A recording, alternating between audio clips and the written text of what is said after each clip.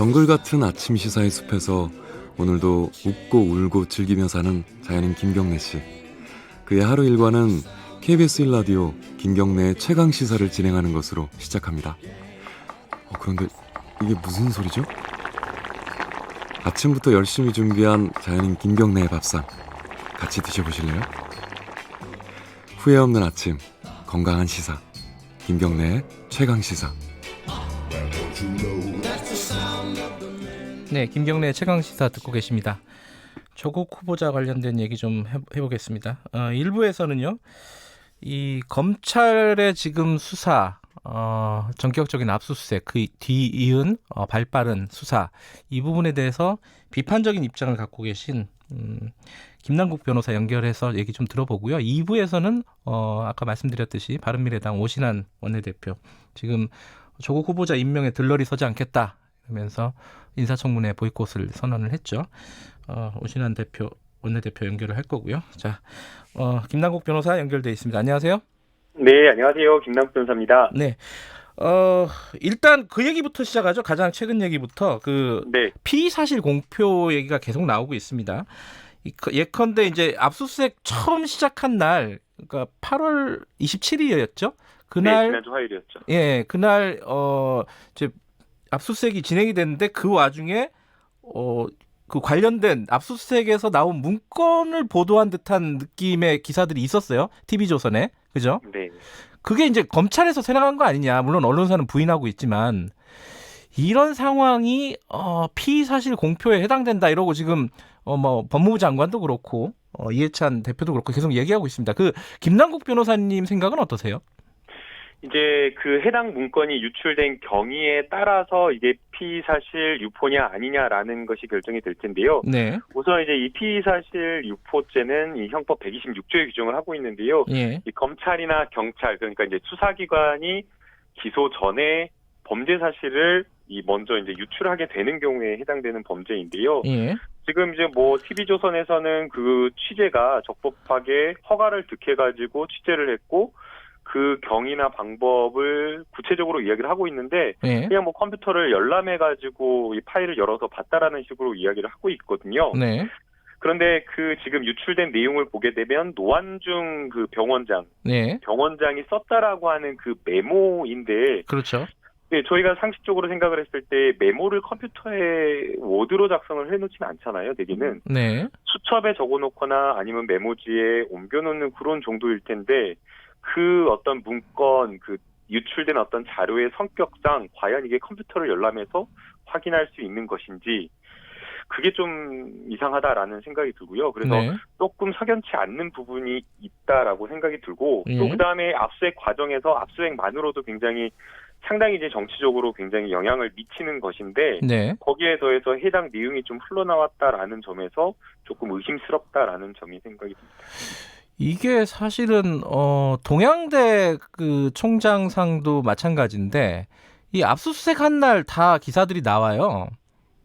이게 이제 우연의 일치일지 아니면 검찰이 흘린 건지 이런 부분에 대해서 지금 논란이 좀 있는 거 아니겠습니까? 근데 지금 사실은 근데 검찰이 지금 요번 사건이 아니더라도 이 피의 사실이라든가 이런 수사 상황을 유출하는 경우가 많았기 때문에 의심을 받는 거 아니겠어요?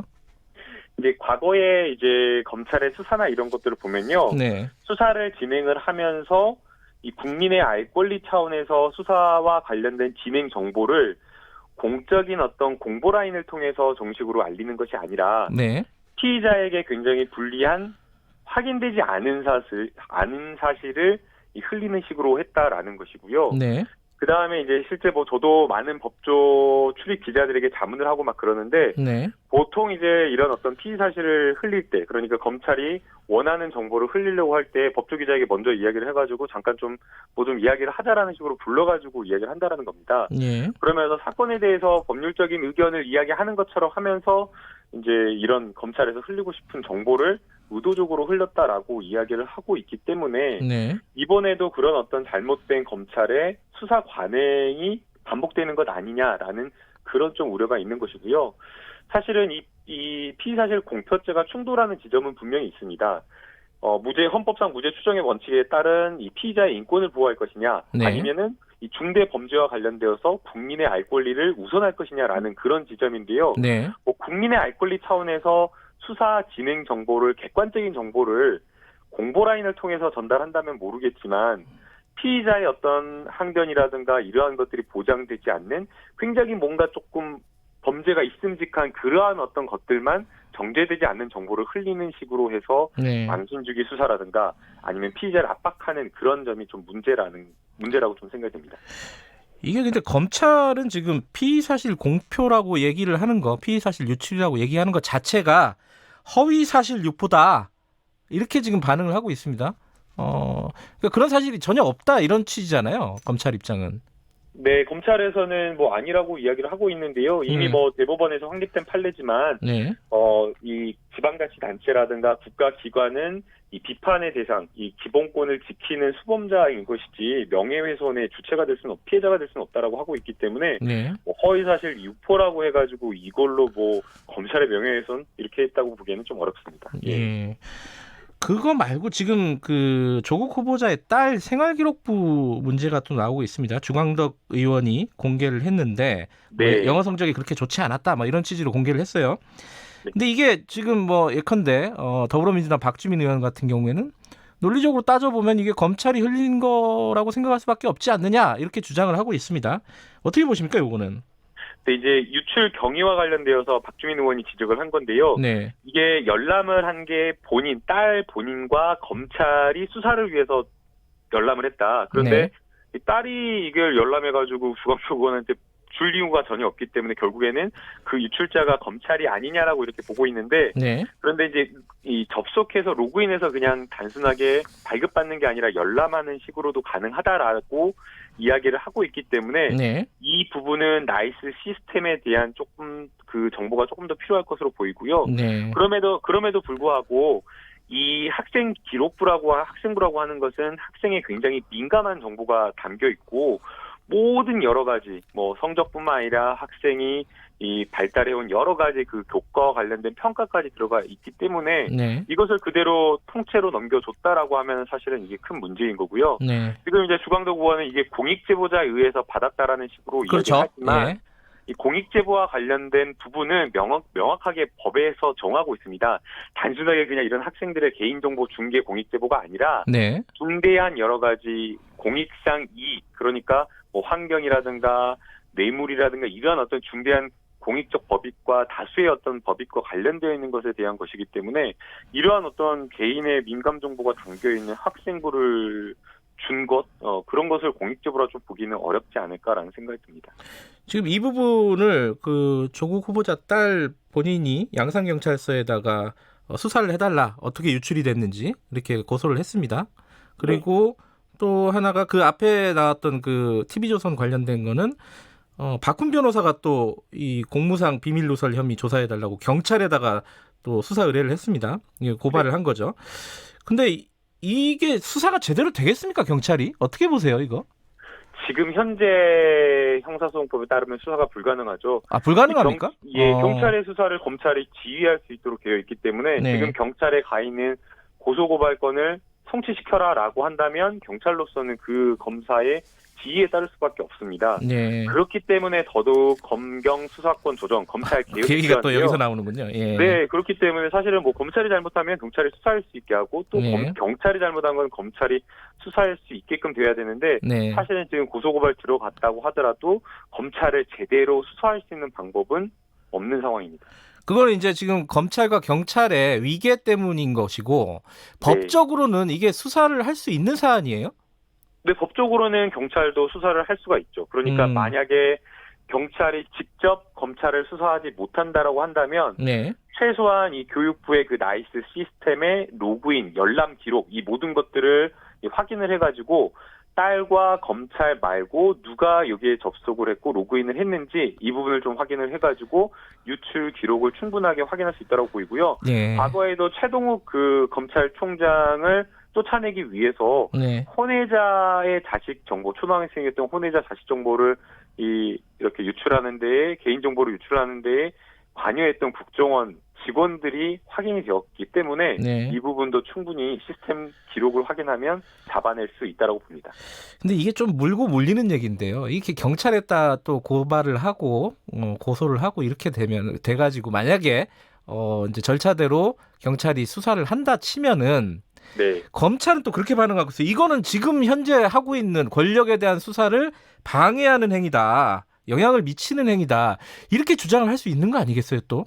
그러면은 그 똑같은 논리로 네. 검찰에 대해서 그러면은 정치권에서 네. 검찰의 수사가 정치에 영향을 미치니까 이 수사는 안 된다, 문제다라고 지적하는 논리가 똑같은 거죠. 예. 경찰도 만약 검찰의 논리대로 고소고발권에 대해서 원칙대로 수사한다라고 하면 검찰이 할 말이 없는 거죠.